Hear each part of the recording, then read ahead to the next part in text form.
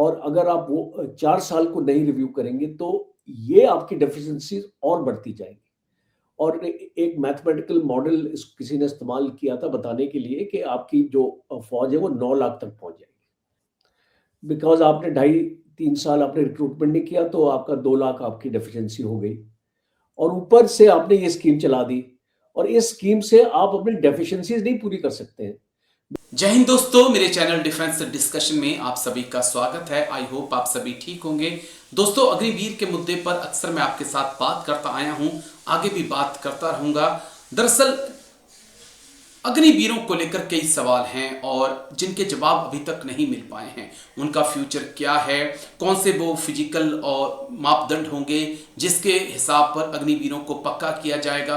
क्या वो अग्निवीर जो स्पोर्ट्स में अच्छे हैं उन्हें तरजीह दी जा रही है। क्या वो अग्निवीर जो किसी के पास बड़ी हैं, कहीं जेसीयू मेस में, अफसर मेस में काम कर रहे हैं, क्या उनको तरजीह दी जाएगी। कई ऐसे सवाल हैं दोस्तों जिनका जवाब तलाशना होगा। लेकिन एक्सपर्ट्स का मानना है कि जिस रफ्तार से इंडियन आर्मी से जवान बाहर जा रहे हैं, यानी कि 60,000 और आप भर्ती कर रहे हैं सिर्फ 45,000 और पक्का करेंगे सिर्फ 15,000, 15 से 20,000, उससे इंडियन आर्मी की स्ट्रेंथ जो है कम होकर महज 9 लाख रह जाएगी आने वाले वक्त में। एक्सपर्ट से तमाम सवालों के जवाब तलाशने की हमने कोशिश की है, क्योंकि सिख के बाद ऐसी खबरें हरियाणा से भी हैं कि जाट भी भारतीय सेना से अब किनारा कर रहे हैं, वो भी सीएपीएफ की तरफ देख रहे हैं। सर जय Hind. Major general Rajan Kochar sir, जय हिंद। बहुत बहुत शुक्रिया समय देने के लिए। Thank you sir. जय हिंद राजेश जी, धन्यवाद। थैंक यू सर, आपने समय दिया, शुक्रिया इसके लिए दिल से। क्या इम्प्लीकेशंस इसके होंगे? गोरखा साहब के पास आपने वो आ नहीं रहे, अग्निवीर स्कीम होने के बाद बिल्कुल रिक्रूटमेंट बंद हो चुकी है। आप कह रहे हैं कि इंडियन गोरखा इट्स ओके, लेकिन साथ में सिख को लेकर हम बात कर रहे हैं, जाट्स को लेकर भी कई मेरे जो दोस्त हैं हरियाणा से वो भी कह रहे हैं कि जाटों का भी मोह भंग हो रहा है। वो भी अब दूसरी तरफ सोच रहे हैं, क्योंकि 4 साल फिर वापस घर आना, फिर इंतजार करना, पक्के होंगे नहीं होंगे। तो ये जो कौम्स हैं जो लड़ाई के लिए जानी जाती हैं, जो वॉरियर्स हैं, अगर वो ही नहीं आ रहे हैं या वो साइड हो रहे हैं, इसके क्या इंप्लीकेशंस होंगे सर? क्योंकि आप 2 नहीं बल्कि अब 3 फ्रंट में घिर चुके हैं। तो देखिए, आपकी फौज एक आपकी जो आपकी ऑथराइज्ड स्ट्रेंथ है आपकी फौज की तकरीबन 13 लाख है। जी। अब आज की डेट में वो 11 लाख पे आ चुकी है। बिकॉज़ आपने ढाई 3 साल आपने रिक्रूटमेंट नहीं किया तो आपका 2 लाख आपकी डेफिशिएंसी हो गई। और ऊपर से आपने ये स्कीम चला दी और इस स्कीम से आप अपनी डेफिशिएंसीज़ नहीं पूरी कर सकते हैं। बिकॉज़ 1 साल में 60,000 से 65,000 लोग आपके रिटायर होते हैं और एग्री। आप अग्निवीर 40,000 या 45,000 ही ले रहे थे। तो आई थिंक ये जो रियलाइज़ेशन गवर्नमेंट को आया है कि अभी अग्निवीर के 3 साल हो गए हैं और 3 साल में आपका जो फ़ौज का जो आपकी नफ़री है आपने उसको और 1 लाख कम कर दिया है। तो इसको अगर आपने ऑलमोस्ट 1 लाख उसको कम कर दिया है, इसका मतलब कि अ अ, ये 60-70,000 कम कर दिया समझिए आप। जी। तो आपकी जो स्ट्रेंथ और कम हो रही है इसको फ़ौज में, तो आपको इसको बैक ट्रैक पे लाने की ज़रूरत है। दूसरा इम्पोर्टेंट है कि अ, ये आने वाले वक़्त में अगर आप इस 25% को आप इसको रिव्यू नहीं करेंगे और अगर आप वो 4 साल को नहीं रिव्यू करेंगे, तो ये आपकी डेफिशिएंसीज़ और बढ़ती जाएँगी।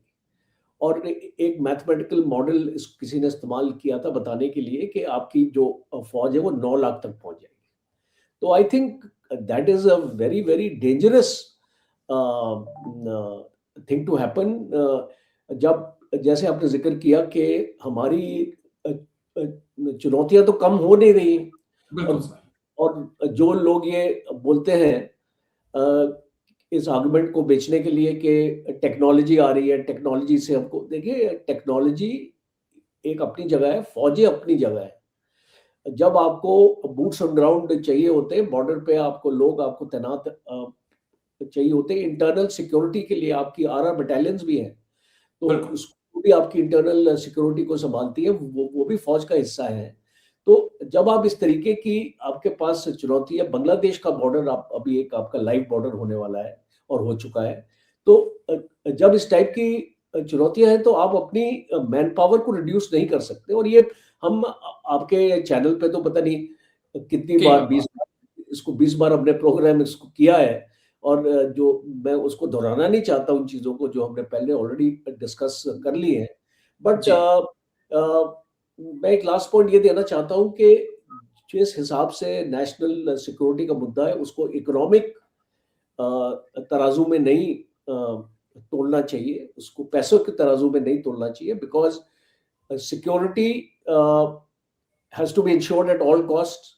और देश की अगर मिलिट्री आपकी मजबूत होगी तो एक देश को ताकत मिलती है, उसको डिप्लोमेसी के लिए भी। क्योंकि अगर आपके पास एक बहुत मजबूत और एक एक मैन पावर इंटेंसिव, आपके पास टेक्नोलॉजी इंटेंसिव, वेपन्स इंटेंसिव एक आपके पास फौज है, तो आप जो उतना ही दुश्मन को उतनी ही बड़ी चुनौती आप दे पाएंगे। एक डेटरेंस होता है हमारे लिए। बिल्कुल और इसलिए मैं ये मानता हूँ कि ये जो स्कीमें हैं, सोचना चाहिए इनको लाने से पहले। और जब इसको लागू एक्चुअली हो चुकी है और उसका एक 4 साल का वक्त खत्म होने वाला है, तो एग्री। बहुत ज़रूरी हो जाता है उसमें बदलाव लाना। आई होप ऐसा होगा, लेकिन ये बड़ी टेंशन की बात है, क्योंकि अगर सिख भाई हमारे नहीं आ रहे हैं और जैसा कि जाटों को लेकर जानकारी आ रही है, अगर वो भी नहीं मुख मोड़ लेते हैं तो भी शायद एक बहुत गहरा इम्पैक्ट होगा हमारी जो फाइटिंग पावर है उसके ऊपर। लेकिन शुक्रिया, बहुत बहुत शुक्रिया major general Rajan Kochar sir. Thank you, take care sir, अपना ध्यान रखिएगा। थैंक यू सर, जय Hind. Thank you sir, thank you sir. जय भारत।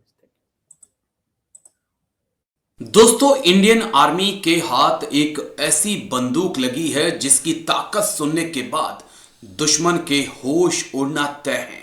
यह बंदूक कोई आम बंदूक नहीं, बल्कि दुनिया की सबसे एडवांस स्नाइपर में शुमार राइफल है, जिसे खासकर दुर्गम और पहाड़ी इलाकों के लिए बनाया गया है। चलिए, एक रिपोर्ट के अनुसार भारतीय सेना ने लाइन ऑफ कंट्रोल यानी कि एलओसी पर अपनी युद्ध क्षमताओं को और भी ज्यादा तेज और खतरनाक बना लिया है। सेना ने अपने स्नाइपर्स के लिए एक नई और बेहद आधुनिक चिक-टैक M200 स्नाइपर को शामिल किया है।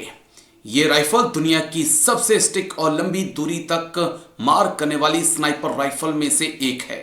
इस राइफल के शामिल होने से एलओसी पर दुश्मनों और घुसपैठियों पर नजर रखना, उन्हें खत्म करना अब और भी आसान हो जाएगा।